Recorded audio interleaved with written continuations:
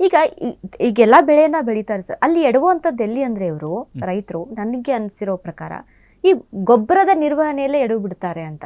ಅಷ್ಟೆಲ್ಲ ಖರ್ಚು ಮಾಡಿ ಹಾಕ್ತಾರೆ.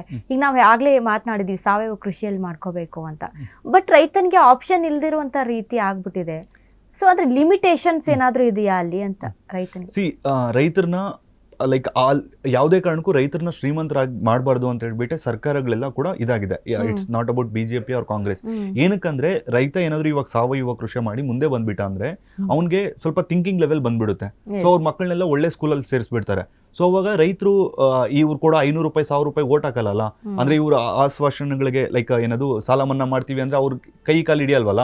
ಅದಕ್ಕೋಸ್ಕರನೇ ರೈತರನ್ನ ಅದೇ ಲೆವೆಲ್ ಅಲ್ಲಿ ಇಡ್ಬೇಕು. ರೈತರನ್ನೇ ಅಂತಲ್ಲ, ನಮ್ಮ ಇಂಡಿಯನ್ಸ್ನ ಅದೇ ಲೆವೆಲ್ ಅಲ್ಲಿ ಇಡ್ಬೇಕು ಅಂತ ಸರ್ಕಾರ ಯಾವುದೇ ಕಾರಣಕ್ಕೂ ಎಜುಕೇಟ್ ಮಾಡ್ತಿಲ್ಲ ಜನಗಳನ್ನ. ಒಂದು ಉದಾಹರಣೆ ಕೊಡ್ತೀವಿ ನೋಡಿ. ಪ್ರತಿ ಗ್ರಾಮ ಪಂಚಾಯತಿಗೂ ಒಂದು ಬಾರ್ ಇದೆಯಾ? ಆದ್ರೆ ಪ್ರತಿ ಒಂದು ಗ್ರಾಮ ಪಂಚಾಯತಿಗೆ ಯಾಕೆ ರೈತ ಸಂಪರ್ಕ ಕೇಂದ್ರ ಇಲ್ಲ?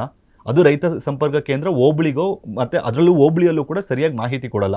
ತಾಲೂಕುಗೆ ಅಥವಾ ಇದಕ್ಕೆ ಹೋಗ್ಬೇಕಾಗುತ್ತೆ.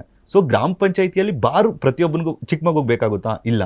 ಅದೇ ರೈತ ಬೆಳೆಯುವಂತ ಬೆಳೆ ಚಿಕ್ಕ ಮಗುವಿಂದ ಸಾಯೋವರೆಗೂ ಬೇಕು. ಯಾಕೆ ಗ್ರಾಮ ಪಂಚಾಯತಿಯಲ್ಲಿ ರೈತ ಸಂಪರ್ಕ ಕೇಂದ್ರ ಇಲ್ಲ? ಸೊ ಸರ್ಕಾರನೇ ಫಿಕ್ಸ್ ಆಗ್ಬಿಟ್ಟಿದೆ, ರೈತರನ್ನ ಉದ್ಧಾರ ಮಾಡಬಾರ್ದು. ಉದ್ಧಾರ ಮಾಡಿದ್ರೆ ಅವ್ರು ನಮ್ಮ ಮಾತು ಕೇಳಲ್ಲ, ಅವ್ರು ನಮ್ಗಿಂತ ಮುಂದೆ ಹೋಗ್ಬಿಡ್ತಾರೆ ಅಂತ ಹೇಳ್ಬಿಟ್ಟು. ಸೊ ಇವಾಗ MLA MP ಎಲ್ಲ ಹೋದ್ರೆ ಅವ್ರ ಹಿಂದೆ ಎಲ್ಲ ಪಂಚೆಗಳು ಹಾಕೊಂಡು ಓಡಾಡೋದು ನೋಡಿರ್ತೀರ. ಅವರೆಲ್ಲ ಇವಾಗ ಅವ್ನು ತೋಟದಲ್ಲ ಅವ್ನು ಶ್ರೀಮಂತನಾಗಿ ಅವನು ಬ್ಯುಸಿ ಆಗೋದ್ರೆ ಇವು MLA MP ಮಾತುಗಳೆಲ್ಲ ಯಾರು ಕೇಳ್ತಾರೆ? ಅದಕ್ಕೋಸ್ಕರನೇ ಸರ್ಕಾರ ಯಾವುದೇ ಕಾರಣಕ್ಕೂ ರೈತರನ್ನ ಉದ್ಧಾರ ಆಗಕ್ಕೆ ಬಿಡಲ್ಲ. ಬೇಕಿದ್ರೆ ಸಾಲ ಮನ್ನಾ ಮಾಡ್ಬೇಕಾ? ಮಾಡ್ತಾರೆ. ಬೇಕಿದ್ರೆ ಯೂರಿಯಾ DAP ಕೆಮಿಕಲ್ ಗೊಬ್ಬರಗಳ ಮೇಲೆ ಮತ್ತೆ ಇನ್ನೂ ಸಬ್ಸಿಡಿ ಕೊಡ್ಬೇಕಾ? ಕೊಡ್ತಾರೆ. ಆದ್ರೆ ಎಜುಕೇಟ್ ಮಾಡಲ್ಲ ರೈತರನ್ನಾಗ್ಲಿ ಅಥವಾ ಯುವ ರೈತರನ್ನಾಗ್ಲಿ ಯಾರನ್ನೂ ಎಜುಕೇಟ್ ಮಾಡಲ್ಲ.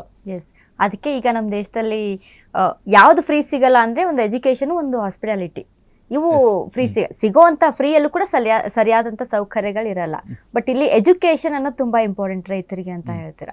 ಸೊ ಇದೀಗ ಅದೇ ಈಗ ಸರ್ಕಾರನೇ ಒಂದಿಷ್ಟು ಗೊಬ್ಬರಗಳನ್ನೆಲ್ಲ ಕೊಡ್ತಾ ಇದೆ, ಅದ್ರ ಮೇಲೆ ರೇಟ್ ಅನ್ನ ಹಾಕ್ತಾ ಇದೆ. ಅಂದ್ರೆ ಕೆಮಿಕಲ್ ಹಾನಿಕಾರಕ ಅಂತ ಗೊತ್ತಿದ್ರು ಸರ್ಕಾರ ಸಪೋರ್ಟ್ ಮಾಡುತ್ತೆ. ಒಂದ್ ಹೇಳ್ಬಿಡ್ತೀನಿ ನೋಡಿ, ಬಹುಶಃ ಮನುಷ್ಯ ಒಬ್ನೇ ಇಂಥ ವಿಕೃತ ಏನಂತಾರೆ ಅನಿಮಲ್, ಬೇರೆ ಪ್ರಾಣಿಗಳು ತಿನ್ಬಾರ್ದು ಅಂತ ಹೇಳ್ಬಿಟ್ಟು ತರಕಾರಿ ಅಥವಾ ಇದ್ರ ಮೇಲೆ ಔಷಧಿ ಹೊಡಿತಾನೆ, ಲಾಸ್ಟ್ ಅವನೇ ತಿಂತಾನೆ. ಸೊ ಬೇರೆಯವ್ರು ತಿನ್ಬಾರ್ದು ಅಂತ ಹೇಳ್ಬಿಟ್ಟು ಅದ್ರ ಮೇಲೆ ಒಂದು ವಿಷ ಹೊಡೆದಿರ್ತಾನೆ, ಆ ವಿಷನ ಅವನೇ ತಿಂತಾನೆ.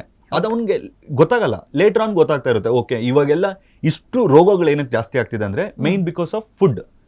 ಅಗ್ರಿಕಲ್ಚರ್ ಅಂಡ್ ಹೆಲ್ತ್ ಬಂದ್ಬಿಟ್ಟು ಎರಡು ಲಿಂಕ್ಡ್ ಇರುತ್ತೆ. ಸೊ ಒಳ್ಳೆ ಆಹಾರ ತಗೊಂಡ್ರೆ ಆಟೋಮೆಟಿಕ್ ಆರೋಗ್ಯವಾಗಿರ್ತೀವಿ. ಬಟ್ ಯಾರು ತಗೊಳ್ತಾ ಇಲ್ಲ, ಜನನು ಅಷ್ಟು ಸೋಂಬೇರಿಗಳು ಮಾಡಿ ಇಟ್ಟಿದ್ದಾರೆ ಸರ್ಕಾರ. ಹೆಲ್ತ್ ಚೆನ್ನಾಗಿರ್ಬೇಕು ಅಂತ ನಾವೆಲ್ಲ ಮಾಡ್ತೀವಿ, ಬಟ್ ಅಲ್ಲಿ ಹೆಲ್ತ್ಗೆ ತಿನ್ನುವಂತ ಬೆಳೆಗೆ ಏನ್ ಹಾಕ್ತಾ ಇದೆ? ವಿಷಾನೇ ಹಾಕ್ತಾ ಇದೆ. ರೂಟ್ ಕಾಸ್ ಇದೆ. ಇವಾಗ ನೋಡಿ ಎಕ್ಸಾಂಪಲ್, ತುಂಬಾ ರೈತರು ಇಲ್ಲಿ ಸುತ್ತಮುತ್ತಲು ನೋಡಿರ್ಬೋದು, ರೀಸೆಂಟ್ ಆಗಿ ಒಂದು ಸರ್ವೆ ಕೂಡ ಆಗಿದೆ. 22 ತರಕಾರಿಗಳಲ್ಲಿ ಕ್ಯಾನ್ಸರ್ ಕಾರಕ ಅಂತ ಕೆಮಿಕಲ್ಸ್ ಪತ್ತೆ ಆಗಿದೆ. ಸೊ ಅದನ್ನ ಯಾರು ಇದ್ ಮಾಡಲ್ಲ. ಇವಾಗ ಎಕ್ಸಾಂಪಲ್ ನಾವು ಹೋಗ್ತೀವಿ, ಪಲಾವ್ ತುಂಬಾ ಒಳ್ಳೇದು ಅಂತ ಬಿಟ್ಟು, ಪಾಲಕ್ ಸೊಪ್ಪು ತುಂಬಾ ಒಳ್ಳೇದು ಅಂತ ಬಿಟ್ಟು ತಗೊಬಂದು ತಿನ್ನಕ್ ಹೋಗ್ತಾರೆ. ಅದ್ರಲ್ಲಿ ಯಾವ ನೀರು ಯೂಸ್ ಮಾಡಿರ್ತಾರೆ, ಅದ್ರಲ್ಲಿ ಯಾವ ನೀರಲ್ಲಿ ತೊಳೆದಿರ್ತಾರೆ, ಅಥವಾ ಅದನ್ನ ಯಾವ ಕೆಮಿಕಲ್ ಹಾಕ್ತಾರೆ ಅಂತ ಹೇಳ್ಬಿಟ್ಟು ಯಾರಿಗೂ ಗೊತ್ತಿಲ್ಲ. ಸೊ ನಮ್ಮ ದೇಶದಲ್ಲಿ ಬಿಗ್ಗೆಸ್ಟ್ ಒಂದು ಕಾಮಿಡಿ ಅಥವಾ ಇದಂದ್ರೆ ಬಂದ್ಬಿಟ್ಟು ಹೆಲ್ತ್ ಅಂದ್ರೆ ಫುಡ್ ರೆಗ್ಯುಲೇಟರಿ ಅನ್ನೋದು ಅಷ್ಟೊಂದು ಸ್ಟ್ರಾಂಗ್ ಇಲ್ಲ. ಇವಾಗ ಬೇರೆ ದೇಶಗಳಲ್ಲಿ ಬ್ಯಾನ್ ಆಗಿರುವಂತ ಕೆಮಿಕಲ್ಸ್ ನಮ್ಮ ದೇಶದಲ್ಲಿ ಇದ್ ಮಾಡ್ತಾರೆ. FSSAI ಅವರು ಏನ್ ಮಾಡ್ತಿದ್ದಾರೆ, ಯಾವ ರೀತಿ ಇದ್ ಮಾಡ್ತಿದ್ದಾರೆ ಅಂತ ಗೊತ್ತಿಲ್ಲ. ಸೊ ಕೆಮಿಕಲ್ಸ್ ಅನ್ನೋದು ಡೇ ಬೈ ಡೇ ಜಾಸ್ತಿ ಆಗ್ತಿದೆ. ಸೊ ಅದಕ್ಕೆ ಮೈನ್ ರೀಸನ್ FSSAI ಅವರು ರೆಗ್ಯುಲೇಟರಿ ಅನ್ನೋದು ಅಷ್ಟೊಂದು ಚೆನ್ನಾಗಿಲ್ಲ. ಅದು ಯಾಕೆ ಚೆನ್ನಾಗಿಲ್ಲ ಅಂದ್ರೆ ಇಟ್ಸ್ ಲಿಂಕ್ ಟು ಕೆಮಿಕಲ್ಸ್. ಎಲ್ಲಾ ಕೆಮಿಕಲ್ ಫ್ಯಾಕ್ಟ್ರೀಸ್, ಪಾಲಿಟಿಷಿಯನ್ಸ್. ಸೊ ಒಂದು ಚೈನ್ ಲಿಂಕ್ ಚೆನ್ನಾಗಿ ಕ್ರಿಯೇಟ್ ಮಾಡಿ ಇಟ್ಕೊಂಡಿದ್ದಾರೆ.